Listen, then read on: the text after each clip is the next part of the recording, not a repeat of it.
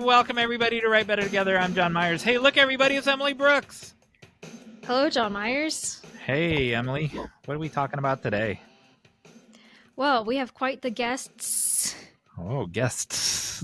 For the second time ever, we have two guests. Yes. We have Stephanie Jones. Oh, I know her. And Sarah Vessely. I know her now. I didn't know her before. And they're going to be talking about the mentor-mentee relationship, as well as some other things. We've had people come on and talk about mentorship before, but we've never had a mentor and a mentee on at the same time to hear both of their perspectives. So it was a really fascinating conversation. We're also going to have listener responses. Stephanie and Sarah are going to give you all a call to action. Oh. We're going to have a Hey Jon Meyers segment where I teach Jon Meyers something. Oh, boy. And then we're going to play a silly game.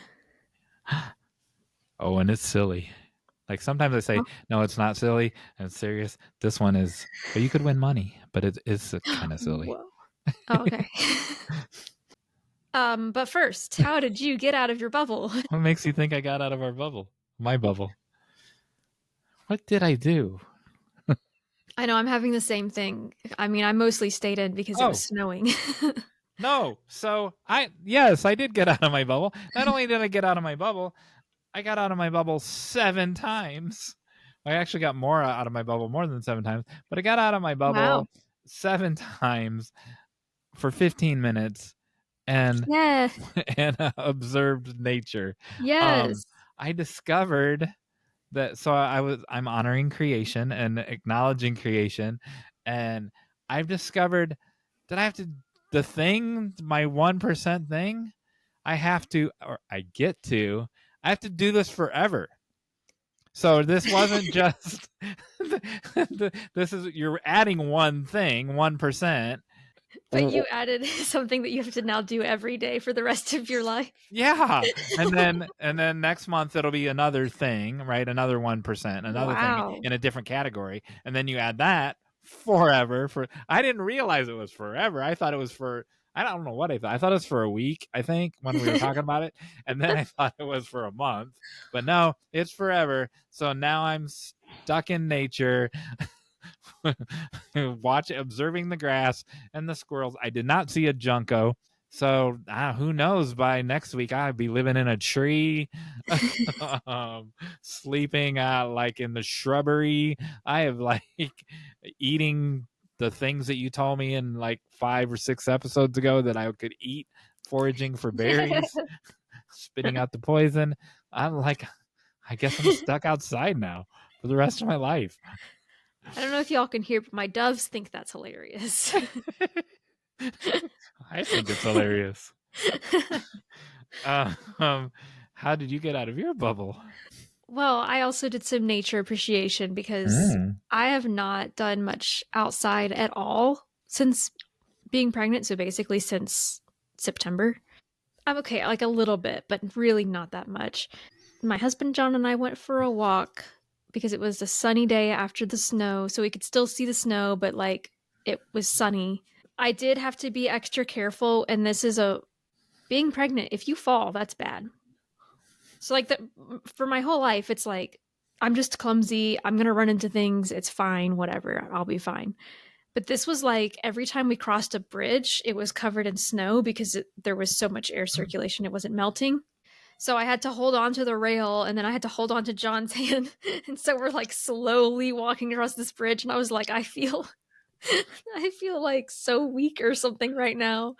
And I'm not. It's just that I didn't want to fall. He's so much taller than you. He could have just carried you, like carried you in his arms across the bridge.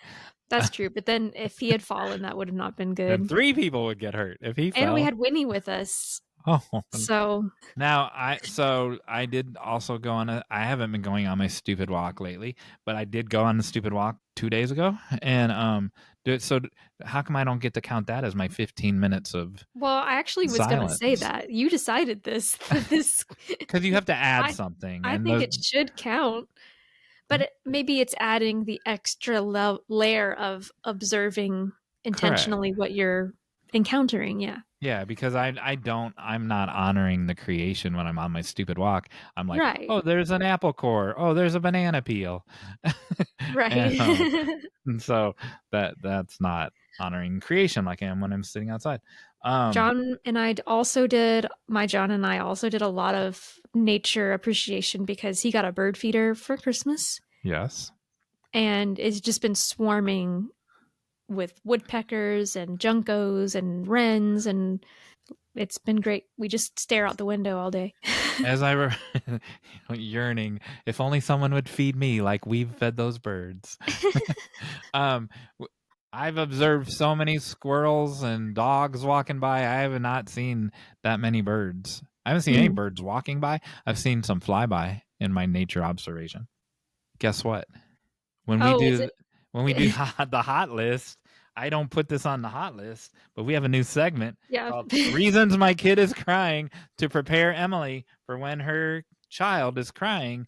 So or to prevent that circumstance, here is today's segment. Oh no. It wasn't raining outside. Speaking of going outside in nature. So be prepared. Your child may cry when it's not raining outside. Fair enough. Fair enough. Well, we have some listener responses. Oh. We have a review from Cases. Oh. That says helpful, informative, inspiring. Yes. I picked this book up after meeting its authors at last year's WriterCon. They are some of the nicest people you will ever meet. I am. I know that. It's so sweet. It comes through in their writing styles. They bring the reader in close to share some of the personal struggles they have to overcome to achieve their goals, making it clear that if they can do it, you can too. Charming, relatable, and informative, this book is terrific inspiration for any writer, old or new, who needs a little nudge to get going, to keep going, or to get going again after a longer than intended break. The chapters are short, but I read only one a day so that I could put its principles into practice before moving on to the next. I would recommend this book for anyone who needs a little encouragement to just do the thing. Wow, I remember her. She's friends with Mary. Thank you. That was great. And Emily's way nicer than I am, so if she says that we're nice people, that must your niceness takes into account my less than nice. You say that, but I don't know. You're underestimating your niceness, I'll say. I think we're good. But also, it was great to meet you too, Kay, and we're glad you liked the book. Yeah, I think we're good cop, bad cop, and I like to be the bad cop. That's so funny because you're really not. I'm sorry to burst your bubble, but good cop, fine. Yeah. We also had kind of a silly. We had a YouTube response. Yes. That I guess was mostly just an ego boost because it's from Aggressive Fist. Oh, that's a person to give you an ego boost. And it says, she looks like she could be the older sister to Millie Bobby Brown, and he looks like he could be the younger brother to J.K. Simmons. Yeah. Well, you do. I would take that as a compliment. And I'll take, that's way better than being called I look like Danny DeVito or something. So I'll take J.K. Simmons any day. And I personally... Yeah, I love J.K. Simmons. Yeah, he's great. Sure. I'll sell insurance with J.K. Simmons. Thank you. Sure. People tell me I look like Kelsey Grammer. Do you see that? I don't see that. I don't know who that is. Frasier. Oh, no. Okay. Yeah, I don't think that. People tell me I look like Brother Blotz. Now that I can kind of... Identical. If you're watching on the video, or if you're not watching on the video, Jon Meyers just held up a very accurate... I don't... Yeah. Brother Blotz doesn't have your glasses. nose isn't that big. Oh, I think it is. But here, now I took my glasses off. Now Ashley Hargrove won't recognize me. You have to raise your eyebrows. There you go. Perfect. All right. Thank you, aggressive YouTube viewer. So before we get to our interview, I just want to introduce our new friends with you all. So we're going to be talking to Stephanie Jones, who is an award-winning author, speaker, podcaster, and coach, whose mission is to empower others to change their life through giving. And so she also is, in this episode, we're going to be talking about her coaching experience with Sarah. Is there anything else we want to add about Stephanie? I'll add that she has 9 different. I hold up one during the interview, but 9 different books, gratitude-based books, and that she has a TEDx talk on gratitude, and it's wonderful. So we'll put a link to that in the show notes as well, and a link to her page. And she's just an amazing, super positive person, and so is Sarah. And then if you are a Patreon supporter, you'll also get to hear talk about having an indie press, which is really fascinating as well. Mm-hmm. And Sarah is a recent high school graduate, daughter, sister, friend, and author. Jesus, It's You started as a New Year's resolution joke, but quickly became a big goal she dared to pursue. She asked one simple question: how can I take what I've learned and teach someone else? With perseverance and willingness to learn, she accomplished the goal of becoming a published author. Vessely enjoys attending church with her family, traveling, and watching sports. And I just love, I mentioned later, she's our youngest guest so far, and I just absolutely love her work ethic at her age, and she has big dreams and goals, and she's pursuing them, and is growing in her confidence, as you'll hear. And I love that for someone her age. She's methodically tackling them one at a time. It's wonderful. Yeah. And having a coach, I mean, I wish I had a coach at that age. Like, it's just fantastic. So good for her. I hope you all enjoy this conversation with Stephanie and Sarah.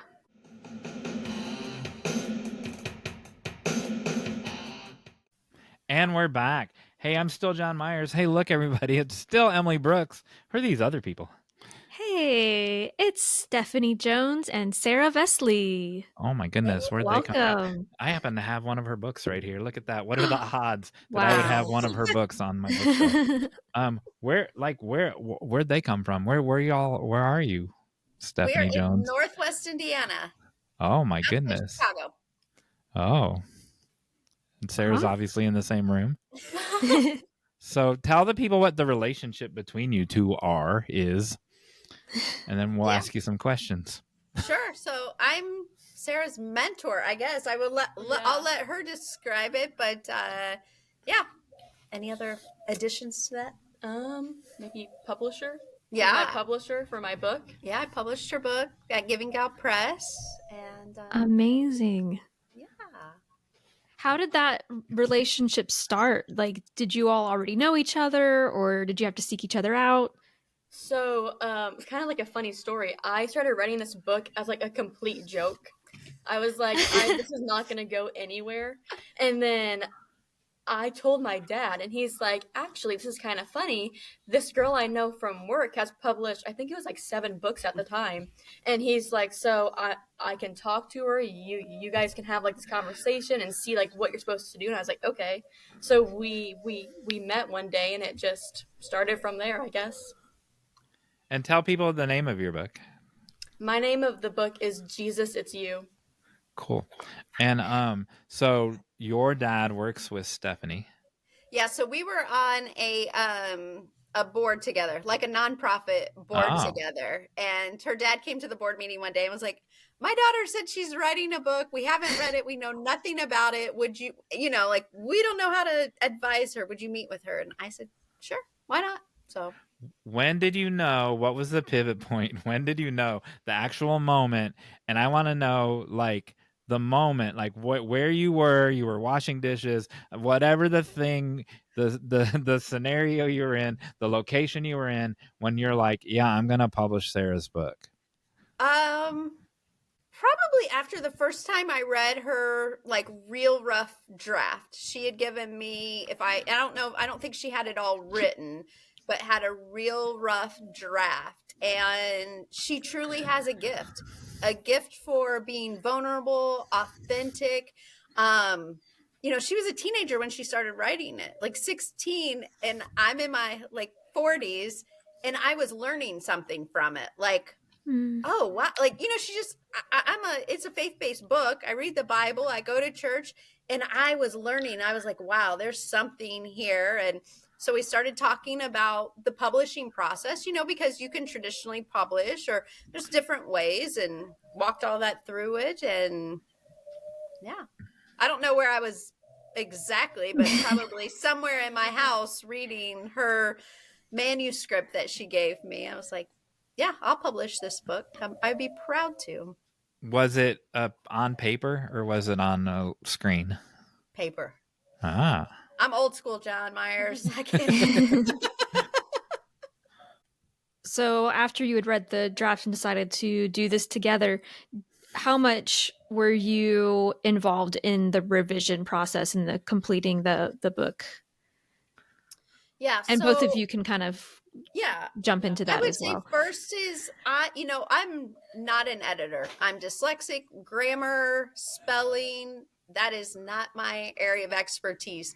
But the more you write, the more you can see the gaps, the more you could I could make notes and comment, or if this doesn't make sense. But then you can talk about kind of what the process was after that. Yeah, so I gave Stephanie my first really bad rough draft and then she made little edits, and then I keep giving it back to her, and then she got me in contact with an editor, and then we kind of went from there, and it was very smooth. I thought I liked how it was just they just made the small edits, and what I really like about editing is they give you multiple ways you can change something, not just scratch this is what you're gonna say. It's you could keep this, you could scratch this, you could split this up and say this. There's multiple ways to go about what they're editing.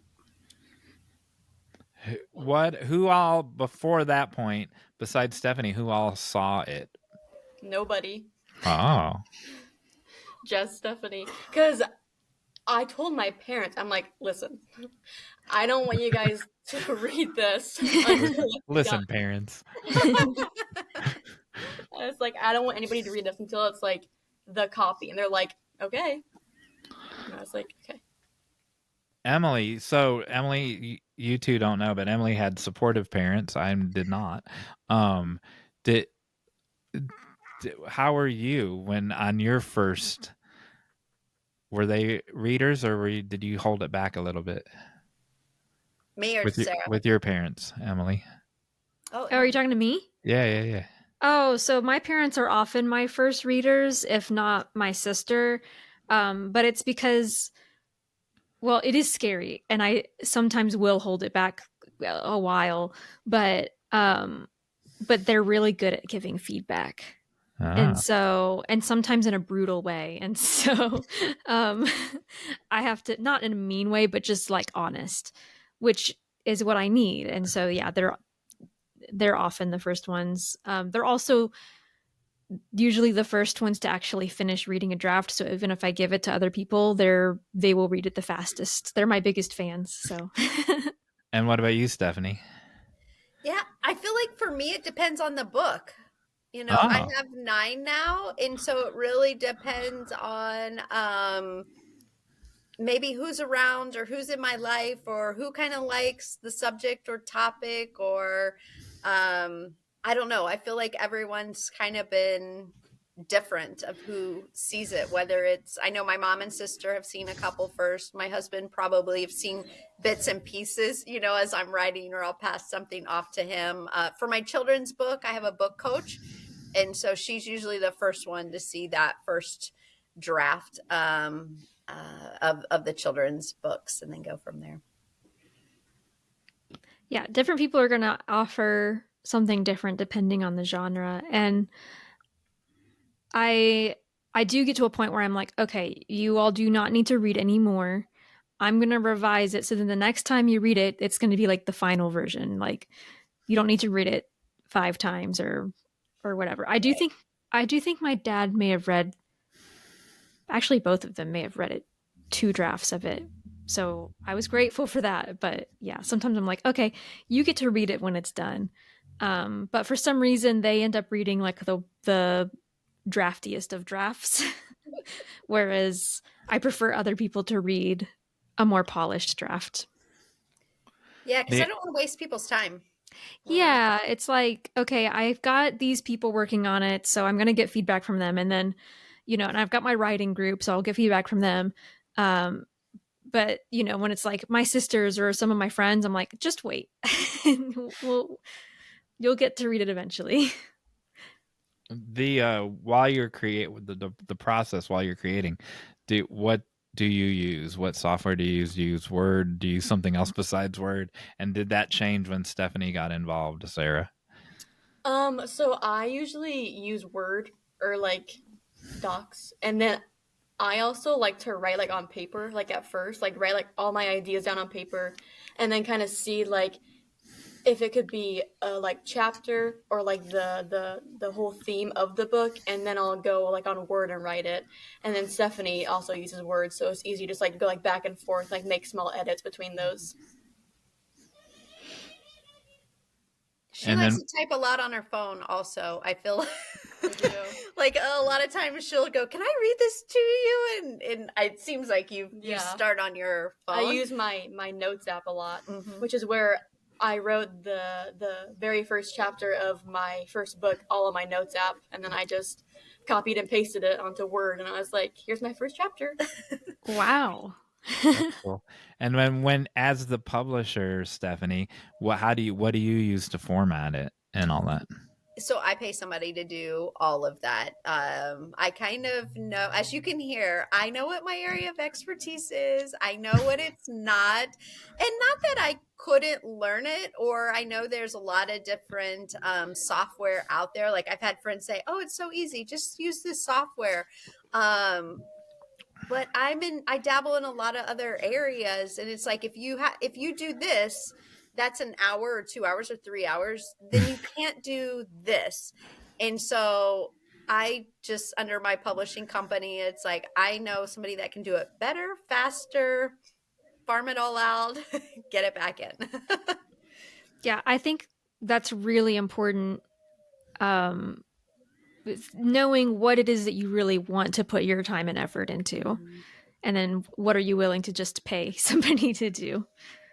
Yeah, and I've had some people say, "Well, I can't afford that." And sometimes that's a good answer. Okay, maybe you can't, but then it's like, what is your time worth? If you're trying to learn something new and then you're making a lot of mistakes, or you have to republish your book multiple times, because you catch a bunch of errors because you didn't know what you were doing. So I a lot of times, I put my coaching hat on, is asking people, okay, well, what's your time worth? If you can give it to somebody and you get 10 hours back or whatever, you have to think about things and like a business owner, as authors, we are business owners, and think about that. So, and Sarah, I'm going to ask you the same question that I asked Stephanie. What was your moment where you're like, "Oh, she's actually going to do something with my book that I've been hiding away and not even showing my parents"? Where were you when you realized that, and what was your emotion? I think this is really weird.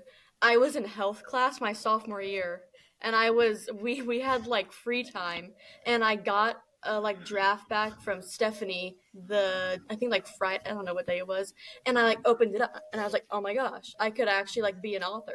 And I was so during school, so because I was like, she's actually gonna do this, because I was like, if she hates this book, I don't know what I'm gonna do. If she's like, you're too young, I'm like, I don't know what I'm gonna do after this. So she was like my only hope, I guess you could say, of getting a book out there. Was that the same? So I'm curious, because you said that you kind of started writing it as a joke. Was it the same moment or a different moment when you were like, no, I actually have something here and that I need to share, and that this isn't just for me anymore? Yeah. I think I started writing it, and then I finally got like a good start to it. So I'd probably say like because I made a joke on New Year's to my dad, like, this year I'm gonna write a book. So I think that night that I said that, I was like, I can actually write a book, because I wrote the whole entire first chapter that night that I said that. So I was like, if I can just write like maybe like 10 more chapters, which is a lot. But I was like, if I can do this 10 more times, I'll have a like real book out. So that was cool. Yeah, that's awesome. I love that so much. Once you realized it was going to be published, how did that change your daily routine, or what is your daily routine, your weekly routine as a writer? And then how did it change once you realized, hey, this is people are gonna hold this in their hand? Yeah, so I was in high school still when I was writing it, and when it came out, I was in high school. So obviously you had like school, and then I worked for Stephanie at that time. I was her social media manager. So I was just like cool. writing like whenever I could, pretty much, because I had homework and I had school and I had like, the like football games, like all like the fun stuff you do with your friends in high school. And then I think I just graduated in June from high school, and then I'm taking a gap year right now, trying to like figure out like what I want to do next. So this, I'm pretty much just like from like I was like 9 a.m. to 4 p.m. just like writing and writing and writing, and then I'll like send Stephanie whatever I have, and then like we'll go along with that. But I think like when my book was published, it was changed because I'm an author now. Like I'm like an actual author, not just like a aspiring author. Like I actually have like one book out and like doing more stuff with it. So I think it's cool. It also, I feel like now that I have one book out, I'm more determined to get more out because I'm like it can happen. So that's the exact opposite of the episode we just did about the 300 people that said I'm a writer, but right. Yeah. Sarah's a perfect example. I got all goosebumpy when you were talking about that, Sarah. That's that's what those 300 people need to watch this episode and hear Sarah, young Sarah, say that. Yeah, for sure.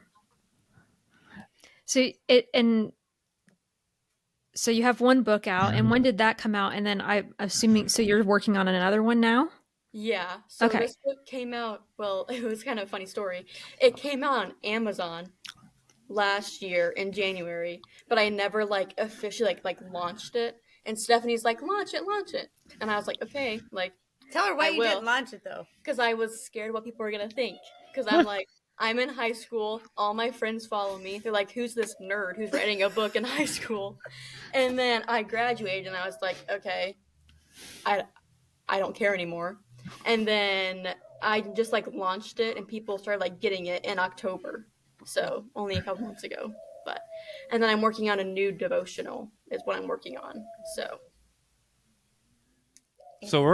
we're actually part of the launch.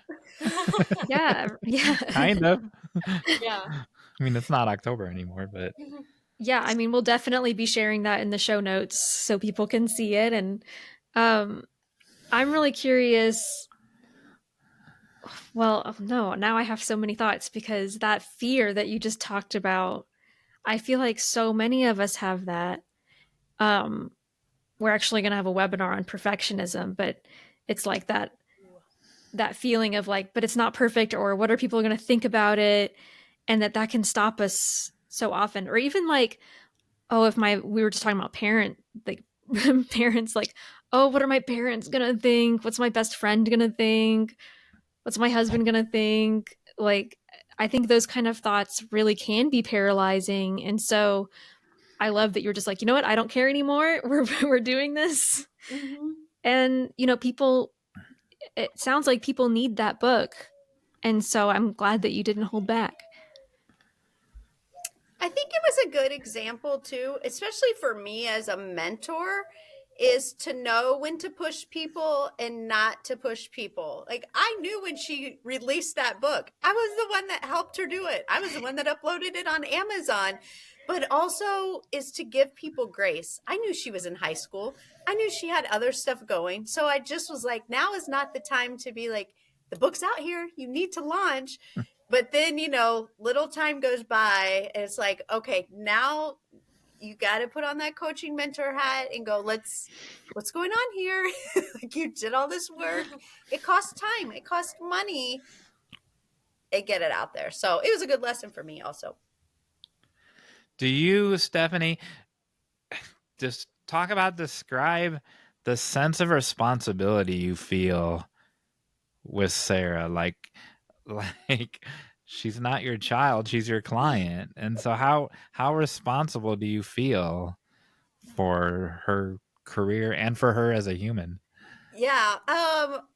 Maybe more and more each day I feel a little more responsible. Well, do you want to talk a little bit about like speaking and what we're working on? Yeah. Okay. So Sarah does have a gift besides the gift of writing. Besides an author, I'm a keynote speaker, and a lot of times those two will go hand in hand. Not all the time, but sometimes. And I had seen that in Sarah. So we're working on her like signature talk and her keynote, and she has her first speaking engagement coming up, and she is taking a gap year. And so I do feel responsibility because I'm always like, are your parents okay with this? Or, like it's just this time. But yeah, I feel responsibility, but she's also worth investing in. She does, I don't want to say she does everything I tell her to do, but she's very coachable. And I think that's why I guess I continue to invest time, because she's coachable, and she steps up and does the hard and scary things. And she'll have her Like first podcast. Yeah, like the podcast today. But she'll have her first keynote event that's going to be at location. There'll probably be 75 to 100 people there, and she's going to have to get up there on her own. So I will make sure she's prepared to get up there, because not that I think she'll fail, but it's like, if she fails, it kind of is on me a little bit too. So Sarah, you need to. So Emily already knows what I'm going to say. So Emily wrote this blog post. Oh I yeah. don't know, a few months ago. Describe like, hey, I'm a public speaker now, and you need to read that, Sarah and Emily. You need to share that with her, and yeah. like again, another goosebump moment. Like, so say a little bit about it, then I have something else to say. Well, so I particularly wrote about how like I feel like growing up, people saw me as the shy girl who like didn't talk very much. And so I feel like people are surprised when I say that I'm doing speaking. But it's just, it's a different thing. Um, and it is a skill that you can develop, and you get over the anxieties, or even if you don't get over all of the anxieties, you kind of go, you know what, it's okay, because I can do it anyway. So yeah, that's kind of what I was writing about there. So Stephanie kind of hinted at it, but today's episode, Stephanie's scheduled to be on in March. That episode will probably come on in April, early April. And this episode was a last minute thing because we had a guest cancel who we'll talk more about that on the bookends, but we're praying for him. And but Stephanie immediately said yes. And then she immediately roped in Sarah, who I want to hear what Sarah thought when she got the text from Stephanie. But here, no matter what you initially thought, here you are here. And when you woke up this morning, you didn't know you were going to be here. And neither did Stephanie, and neither did we. And so I love that the Holy Spirit orchestrates these things. And like this happens time and time again. And it's just amazing. And it was the right thing to happen at the right time in Sarah's career and in Stephanie's as a publisher. It was just the right timing. Sarah, tell us how it felt when you got the text. Well, I was like, what?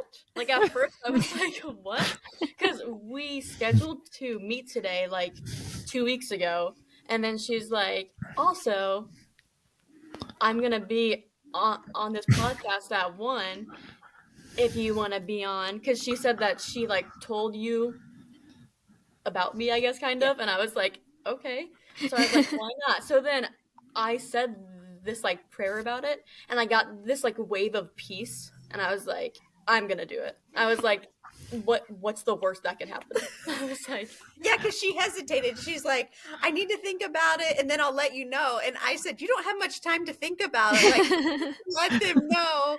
And then that's what she said is, I pray fast. And then pray fast.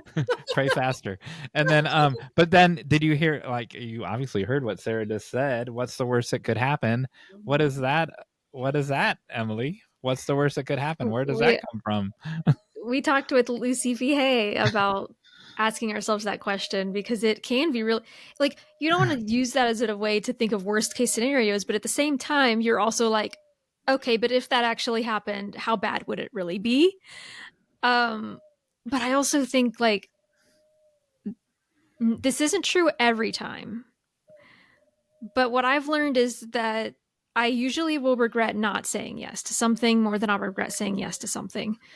That if a door is open, then walk through it and see what happens.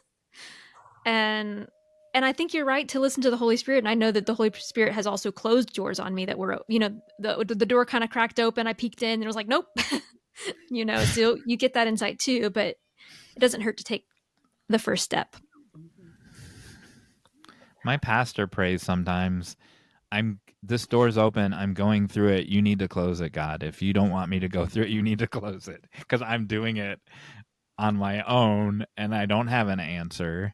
And the other thing he thinks is that when you don't get an answer, that's God trusting you to make the decision. Like, you don't always, I didn't get an answer doesn't mean wait till later always, and it doesn't mean no always. It's like, I trust you. You got 2 jobs, they're both great, and you just got offered 2 jobs. Pick one of them. I'm trusting you to make that choice. So anyway, that's good. That's important too. Yep. I feel like I'm. Go ahead. No, I was gonna say, what are you feeling right now, Emily? What am I feeling right now? Yeah. I don't know what you mean. You started to say I'm feeling. Oh, I was gonna say, sorry, I was so confused there. I was gonna say that I feel like I'm learning a lot more about what this mentorship looks like, because in my mind I was thinking more of like a writing coach, like a writing instructor, kind of like like we would have it like at an MFA or something. But it sounds like you're doing so much more than that as well, like with career, even with encouragement. And so I would love to hear more about that, like what that looks like on the day to day. Like how is your communication? What kind of things are you all focusing on in your conversations? Yeah, so I'll start and then I'll let Sarah kind of go how we operate. Man, probably a couple of months ago is we sat down and I just asked her, like, what are your goals? What are your goals? What do you want to work on? She had a bunch of things and I said, okay, let's prioritize. Like, we can't do everything. So let's prioritize those. And then that's where you start spending your time. And then, like, just for instance, one of the things was speaking. Well, you have to have a signature talk. So what does that look like? And then setting deadlines of, okay, well, to do that, here's what you have to do. And, I made her say, you've got to give your talk to yourself at least 7 times before I'm going to listen to you. Emily kind of like getting that book in a really good spot. And, but then from there, do you want to talk about how we kind of work together? Yeah. So we text, I'd say, like every day, probably. I have so many questions. Like, I ask her so many questions because she has so much knowledge about like what I'm going through. And so if I pretty much ask her like everything that I'm doing, which it's crazy. Anyways, so she just helps me like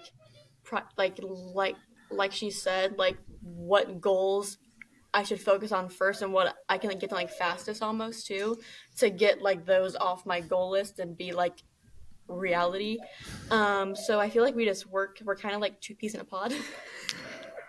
But it's just like I probably come over to her house a lot and just like work and give her like talks and like give her manuscripts or like stuff. So usually we'll meet every couple of weeks in person. And we'll just set a time. But Sarah's really good. Like, we had lunch last week too. Like, we went out to lunch instead of, but she brought everything with her, and she's good about bringing all her questions, so she'll pull out her questions and like, okay, what about this? What about this? What about this? And so we'll kind of knock all that out. And then last week she brought me a draft of her manuscript for her devotional, but I'm also very honest. Like, I haven't gotten to it yet. So when she showed up today, it's like, I haven't even read that.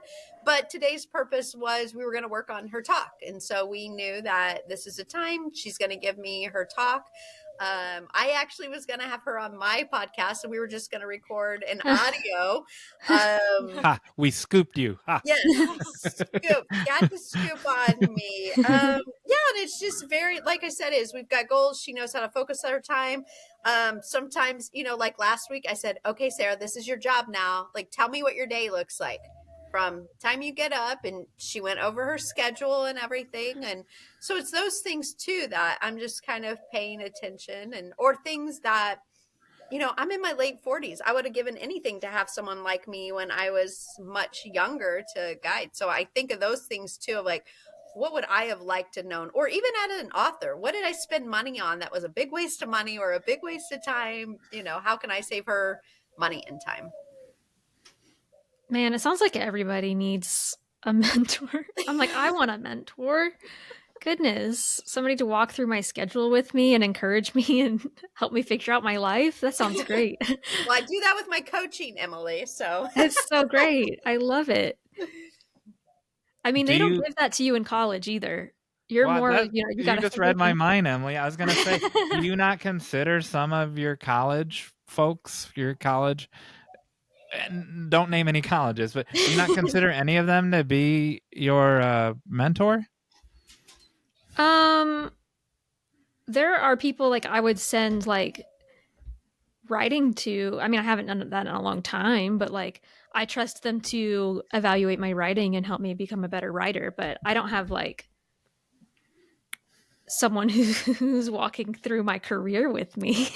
True. But at the time they were your mentor, or no? I guess a little bit. It's just a different stage of life. And so, you're right. I would have meetings with my professors of like, what does the next year look like as far as what classes do you need to take? Do you need to be in an internship? So yeah, I guess there was that to an extent for sure. Cause like Travis, my first screenwriting mentor, I still call him my mentor, but I haven't talked to him in a couple of years, right? But Lucy was also my first screenwriting mentor, not from outside of the university world, right? And so longer than Travis was, maybe. And but I'll ask her a question tomorrow if I need to, right? And Dr. Dinan I would still consider her to be my fiction mentor, or you. I also consider you to be my fiction mentor. I think that's, but it's not an ongoing coach client relationship like Stephanie and Sarah have. Yeah, but that's neat that there's a variety of people, because kind of like we were just talking about when you're sharing your work for the first time with people, it's they're going to be different people who can help in certain ways. So what are your boundaries? You need that reader who's just an encourager, right? Oh, that's true. Yeah. I'm sorry I interrupted. No, you're good.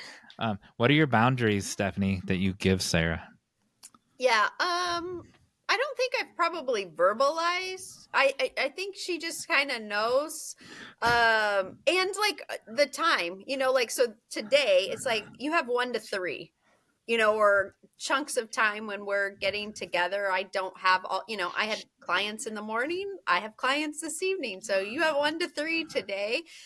So it's usually time boundaries if she's coming over here.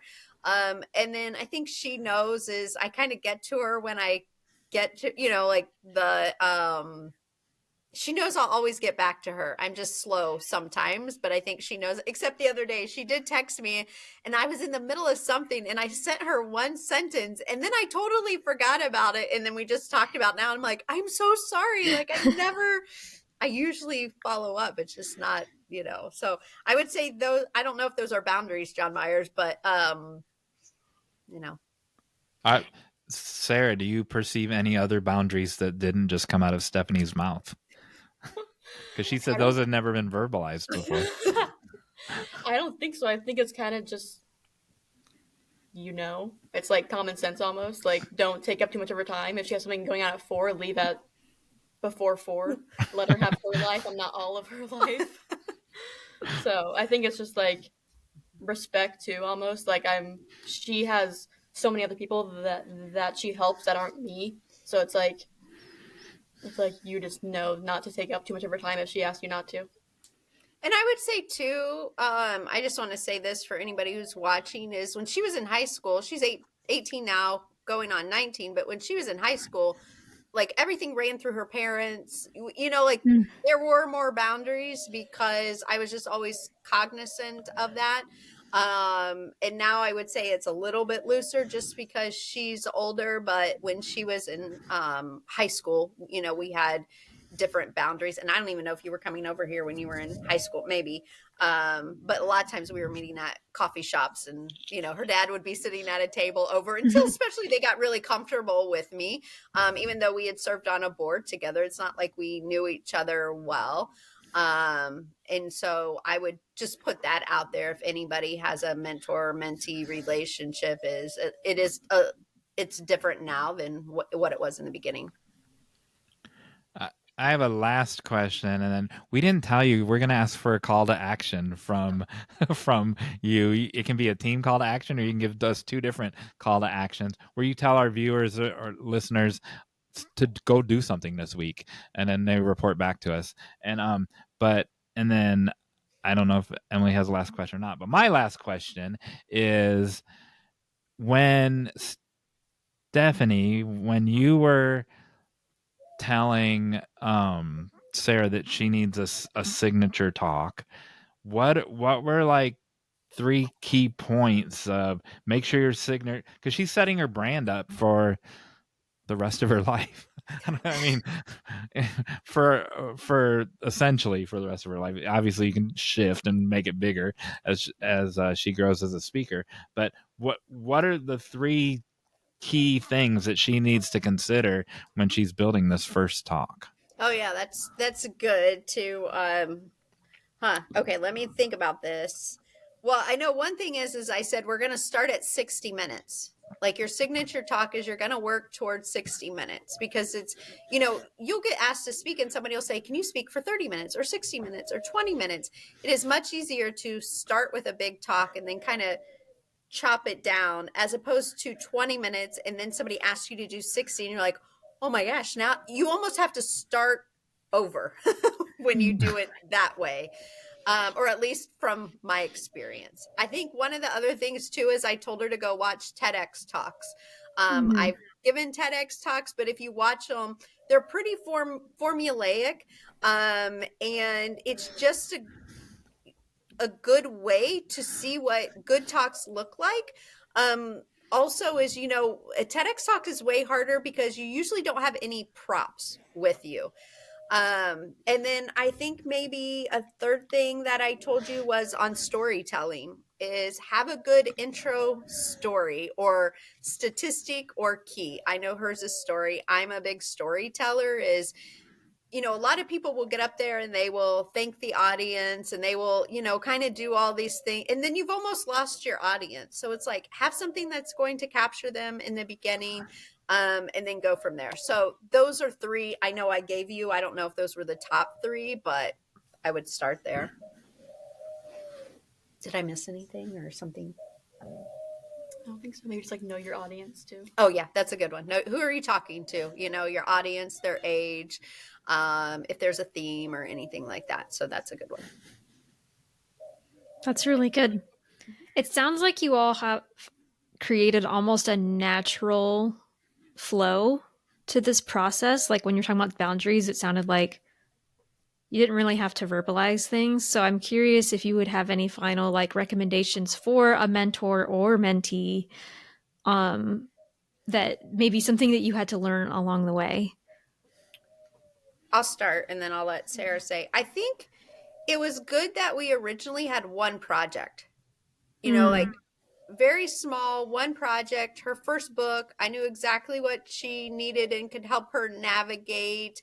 And I didn't even know if I was going to publish it in the beginning. You know, it really was helping her answer any questions she had about publishing, whether she was going to go traditional or, you know, any of that. So I think is understanding what the purpose is of the mentor mentee relationship and focusing on one thing. Because I can be very I'll be very honest with you. If Sarah would have wasted my time, or I'm just like, yeah, this isn't going anywhere, she isn't progressing, it probably wouldn't have progressed, or I know it wouldn't have progressed to what it has progressed today. So I think that anytime you're in that type of relationship where it's mentor mentee, I even think about coaching clients, you know, is I'll coach people until it's like, you're not doing the work, you're making up excuses, this isn't moving forward. And you have to be okay with having those conversations. You can show people grace and you can give them opportunity. Life happens. And then I think it just evolved from there. Other comments? I think something that I learned a lot is like just be ready to work. I feel like that's like the most like basic thing, but it's like you, as like I did, I had no idea what I was getting into, what I was doing, and I was just like, I'm just gonna work and then see what comes out of it. And obviously a book came out of it, so that's a positive thing. So I would just say work until you feel like you can't work anymore.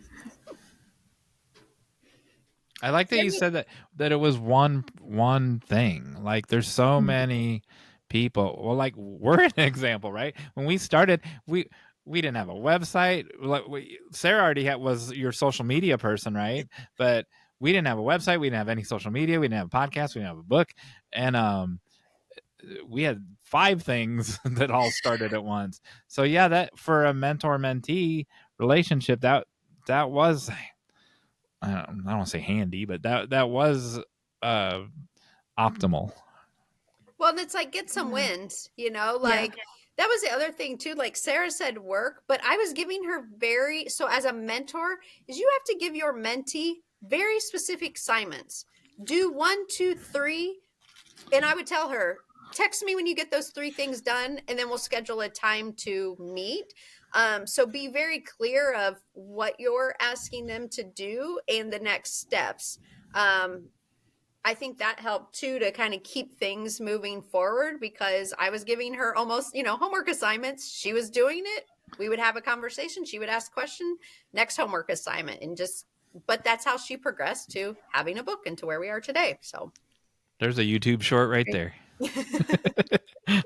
That last minute. All right.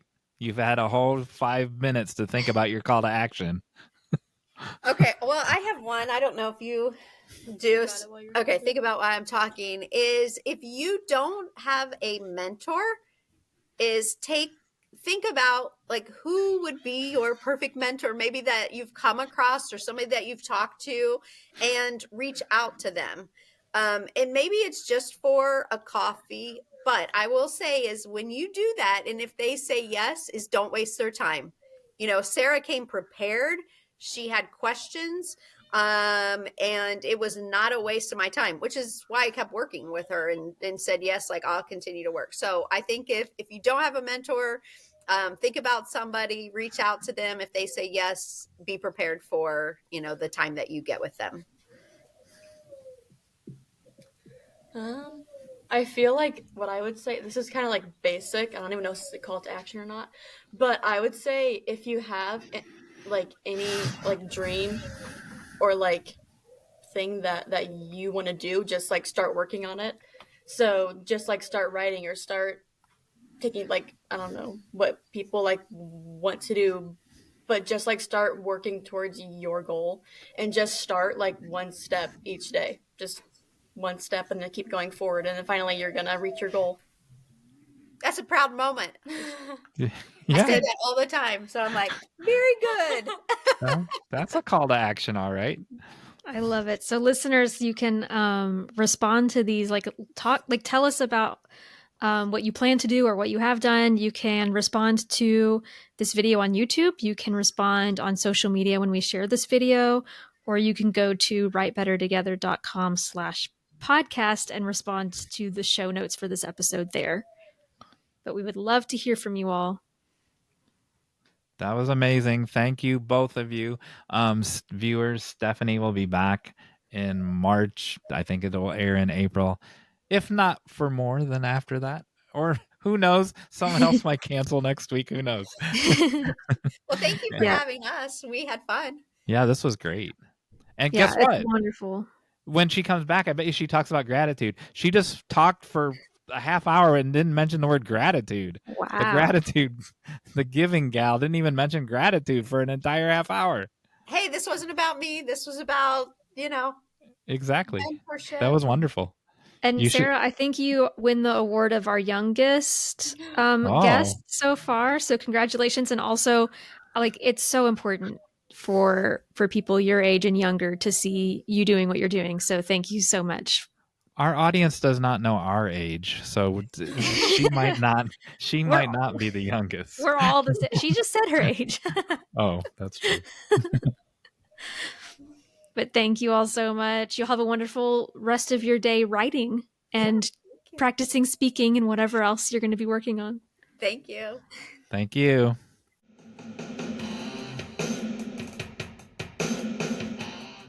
And we're back. There's so much there. That was so amazing. Right? I'm jealous. Oh. I didn't expect that response to their amazing relationship.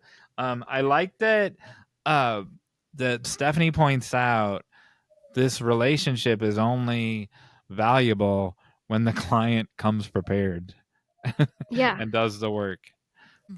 Yeah, I mean, it's the same as teachers, right? Like we can control what input we give into our students, but we can't control what they actually take from that. The student is really the one responsible for their own learning. And I think Sarah's a great example of that. I bet she's a great student. And it sounds like if you want to go into this kind of coaching, if you want to seek out a coach, come with the questions, come with your goals in mind. But it also sounds like, when Stephanie said Sarah's very coachable, it sounds like Sarah's not like, okay, I know what I need to do and, here's what we're doing. She seems very willing to listen to Stephanie's ideas and trust the expert. Yeah, she's I was going to say a blank slate, but she's more than a blank slate, but she's a blank slate when it comes to tell me what I can do. But Stephanie gives her 3 options, right? And then she'll say these 3 options are what you should consider. And then she leaves it to the client. She leaves it to Sarah to do that.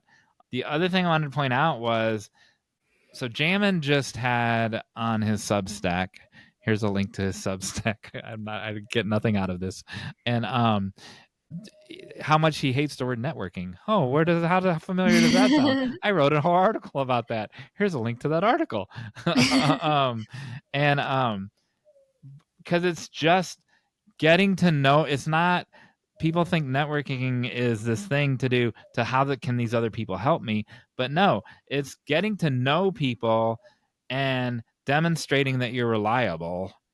And so 5 or 10 years later, something might happen or might not happen, but they know who's reliable and who's not. And that's kind of what happened. And so we talked in a previous episode about how Aaron Covington got jobs. Is someone heard, hey, I saw you did this thing and someone told me you did this other thing and that you were super reliable. And he had never actually applied for jobs other than one. And he just got them because people knew he was good at what he did and was reliable and delivered on time and delivered quality product. Well, that's kind of the version of what happened with them. Is Sarah's dad was on a board with Stephanie. So Sarah's dad knew Stephanie was like not some fly-by-night publishing company or whatever, knew that she was impressive and knew her stuff. And then he had faith in her and his daughter. And then the dad's reputation kind of rubbed off on the daughter when the dad approaches Stephanie. So that's that's a smaller version or a microcosm version, but that's how it happens. And that's going to happen in Sarah's life and in Stephanie's life and in our lives and your listeners' lives and viewers' lives 5 years from now and 10 years from now. It'll just grow from there. Absolutely. And I had one more thing to say is on her call to action. I love that call to action. I loved both of their call to actions. What I don't love is when someone says, "Here, can I buy you a cup of coffee and pick your brain?" Because that's not mentoring. That's taking an hour or two of your time going to William Martell. "Hey, can I buy you a cup of coffee and pick your brain for 2 hours about my script?" That's not mentoring. That's telling William Martell, who's done this for 40 years, that his time is only worth $5 an hour. No, he has a lifetime of experience. And so that's not even networking. That's not the bad word networking. That's not what happened in Stephanie and Sarah's life. And that don't do that, people. Like, people's time is valuable. And it's like, I don't know, calling your lawyer who charges you $200 an hour. "Hey, can I buy you a cup of coffee?" And then tell them all your legal woes during that half hour. You can't do that. Yeah, and I think this happens in a lot of professions, but particularly in the arts, where it's like we think if somebody has a skill that they're willing to just do that for free for us. I think, when you're seeking out that, definitely consider those boundaries and consider, how well do you know this person? You may need to slowly kind of start a relationship before you ask anything like that.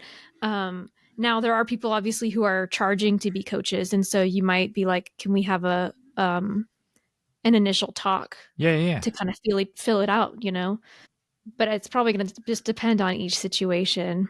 And I think, and you can disagree if you disagree. I think the advice giver is the one who's in charge of that transaction. That's why I don't like networking. And Jamin said the same thing, because it seems so transactional, and that's not what it is. It's building this lifelong relationship. It's not transactional. Yeah. But if someone wants to, I really like.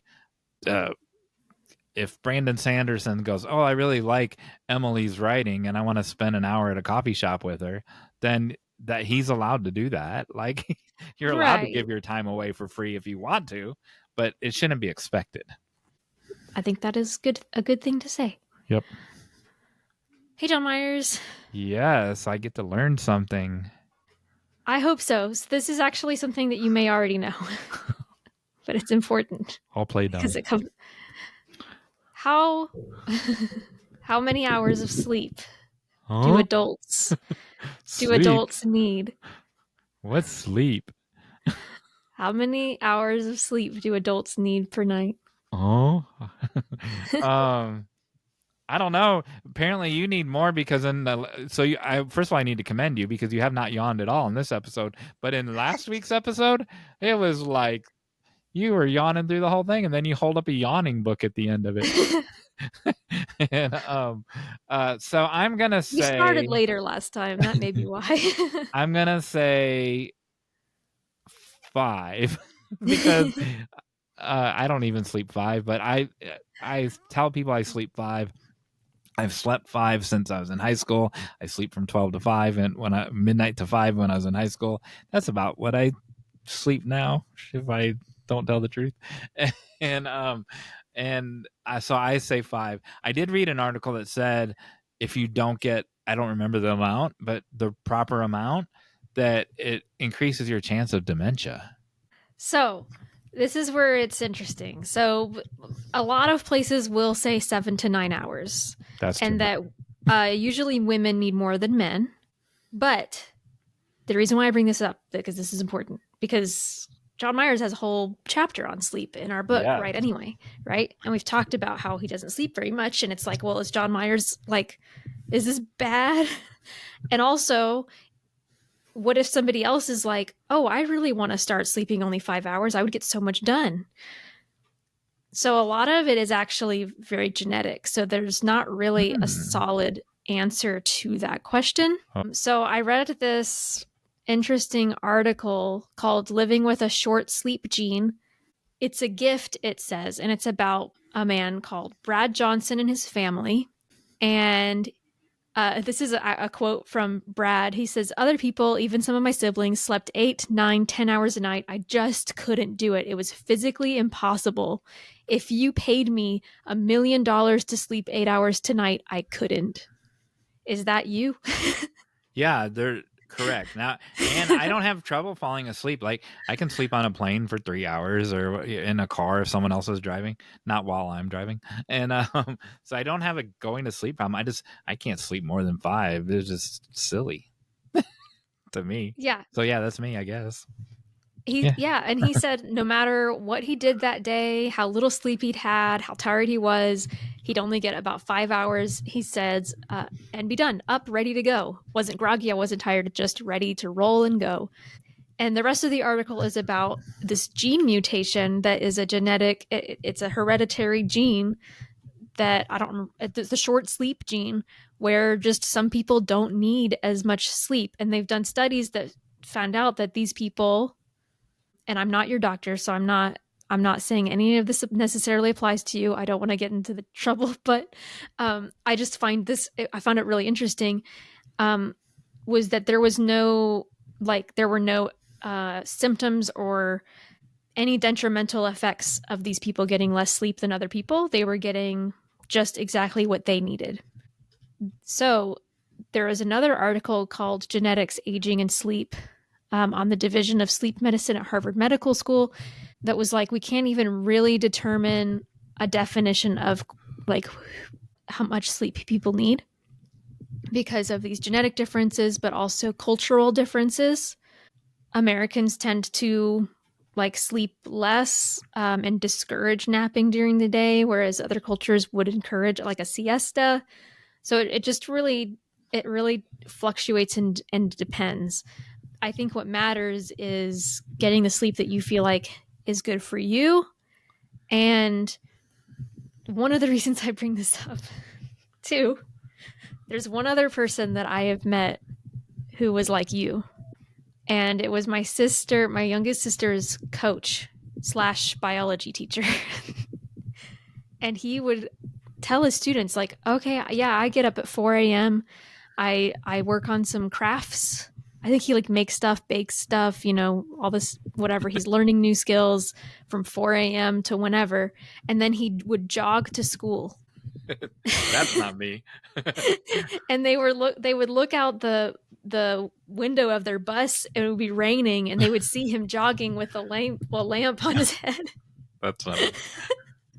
And I think the way that he said it was almost like this, everybody should aspire to this because you get a lot more done. Like you have a much fuller life because you're not sleeping as much. But it was probably his genetics that were allowing him to do that. And it is super dangerous to deprive ourselves of sleep if we do need the more hours of sleep. So a lot of things. One, what about the advice where this time of year people go get up an hour earlier and do this thing? Like the people that are doing the 1%, they're going to write 1% more or whatever. So they get up an hour earlier to make time for writing. Well, if they're the sleepyheads that need the 9 hours, they shouldn't be doing that then, according to this. No, unless you're like compensating for it, right? Like when I say I want to get up earlier, I also mean I want to go to bed earlier. Oh, so it's still the same amount of sleep. It would be the same amount of sleep. It's just that I want to switch when I'm spending that hour. I do think you can oversleep though. And there may be sleep disorders that people have that make them oversleep and things like that. So the other thing I was going to say was then part of it is I have FOMO and I'm afraid I'm going to miss out but that's an underlying thing to the real thing of, and it's not a joke. I really am. I'm just going to miss out on something cool happening. And I like life so much. I like to be awake for it. And I think sleep is such a waste of time, but, I'm really slow at everything, like at writing and at typing and things. And so it just takes me longer to get stuff done. Now I do, if I stay up till 3 or 4, like this morning I stayed up till 4:30, right? And I got up at 8:30. So I got 4 hours of sleep. That was enough, right? I wasn't tired because I only got 4 and not 5. But look at everything I did after everyone went to bed at 10.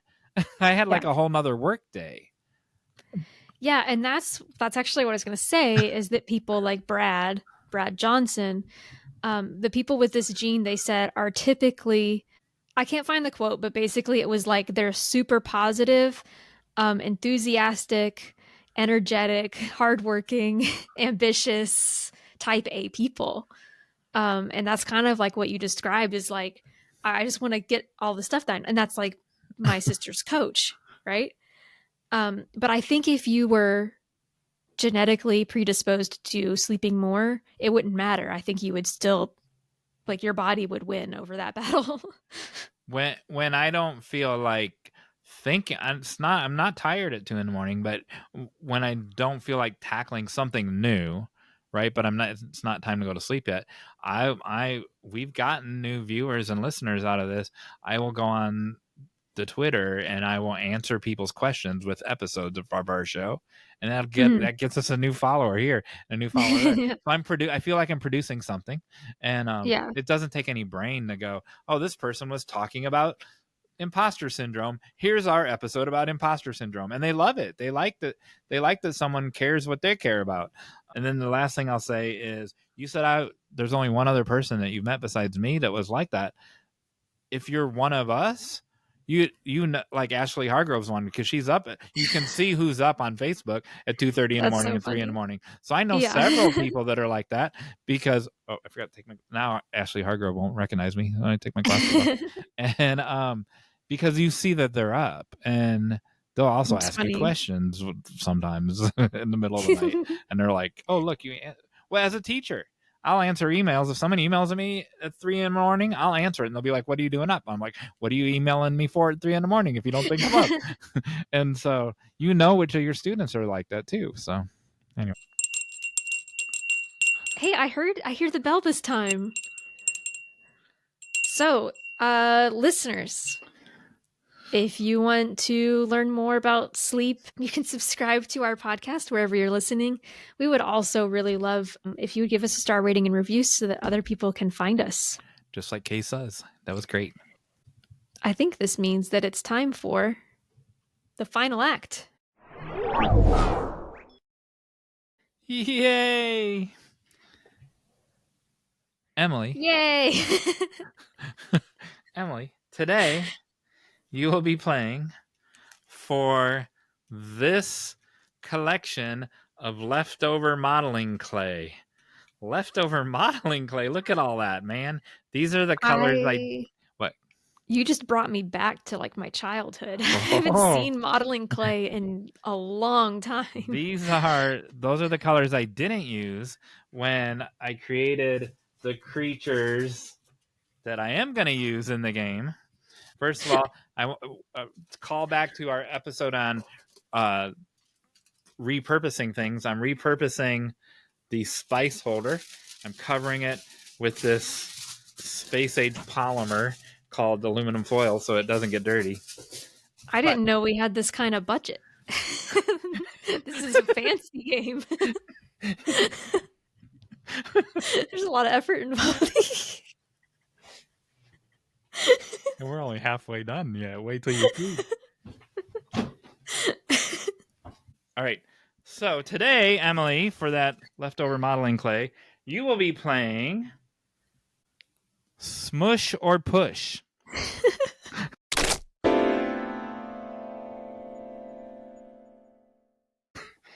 Let's not. Don't say what it sounds like, because. And the creatures that I've created from the clay are from previous episodes. Oh. And so in a previous episode, Emily called the Great Baby Race from North Carolina. So our first character is this baby right here.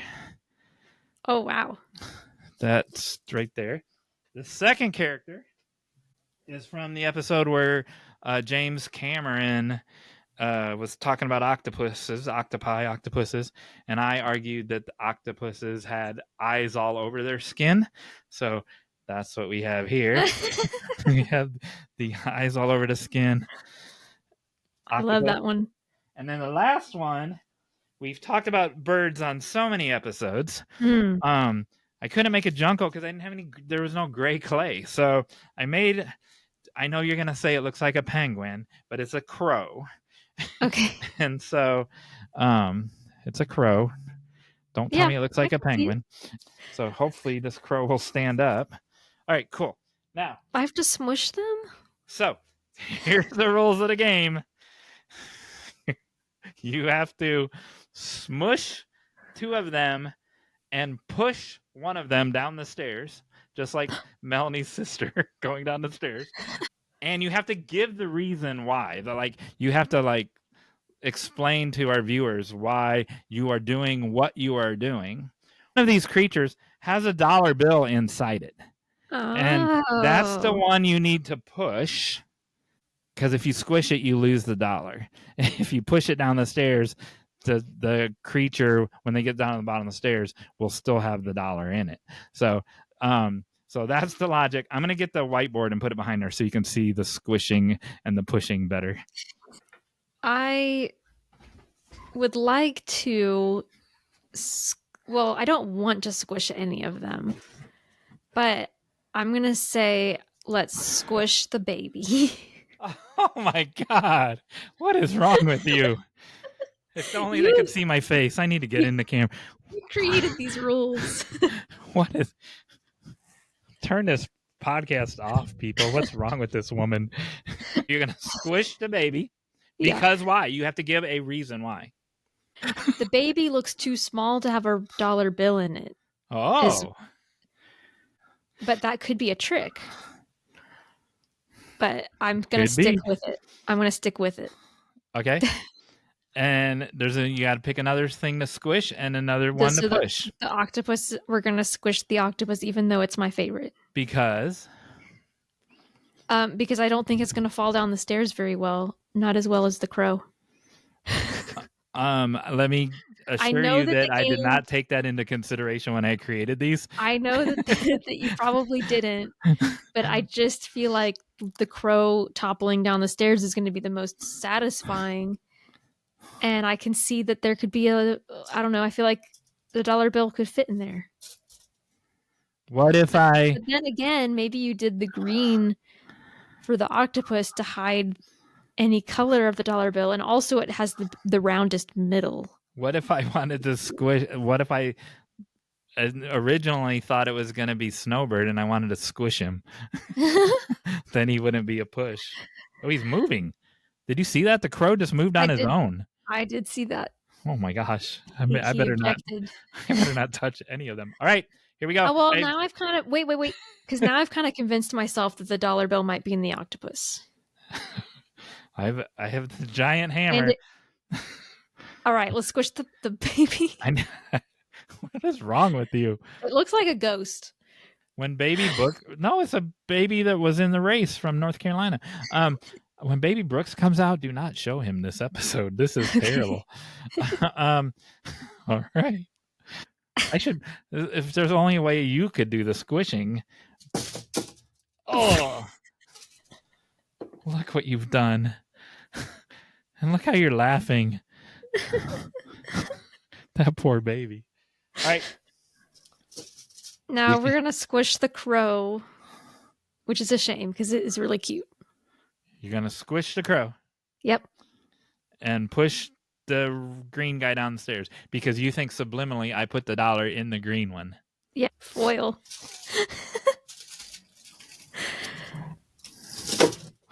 Oh, that was still kind of satisfying. Don't look at it. That's a private view of the octopus. And last but not least, you want me to squish this adorable crow. Yeah, it's so cute. I feel sad about it. It just got his eye. What's wrong with you laughing at this poor thing?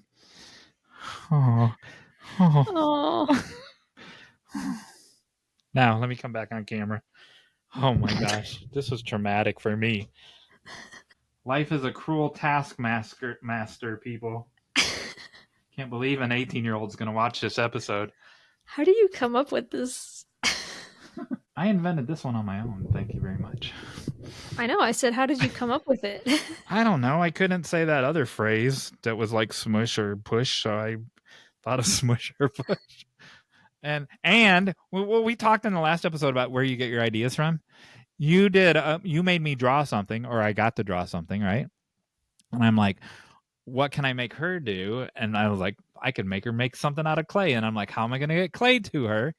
And then I'm like, I'll just make the thing out of clay myself. All right. So you contend that there's a dollar bill in this green octopus covered with eyeballs. Yes. Oh, man, this got hard. He is ripping apart the octopus. Wah, wah, wah. There it is. That's one empty octopus, people. Wow. Now, it was a trick. That which means you've lost. So you don't get $1. Yeah. You lost $1 million in a previous episode. In this episode, you lost a whole $1. Now your choice is this poor baby or this one-eyed crow. I think that's a blues song, a one-eyed crow, isn't it? I don't know. I think it's in the crow. Okay. I'm not tearing apart the baby. That's just too sad. Despite your inclination to... Here we go. Oh. Man. That looks hard. I think this is made out of licorice. Man, that was my first instinct too. Oh, look at that. And I talked myself out of it. A crisp dollar bill. Whoops. Don't well. Copy this, people. Do not use this to make counterfeit ones. There you go. Sorry, baby, octopus and crow. Emily is just a cruel taskmaster. I guess, in the end, they all had to be destroyed, and I didn't consider that. What? I was like, well, one of them isn't going to be destroyed. Which one do I want to not be destroyed? They all had to be destroyed. In the end, we are all destroyed. Yes, what kind of show? What kind of show is this? I meant all the toys, not us. I'm gonna live for eternity. Thank you very much. All right. Guess what? Crow, octopus, and baby. We couldn't have done it without. Couldn't have done it without you. Yay! What a fun game.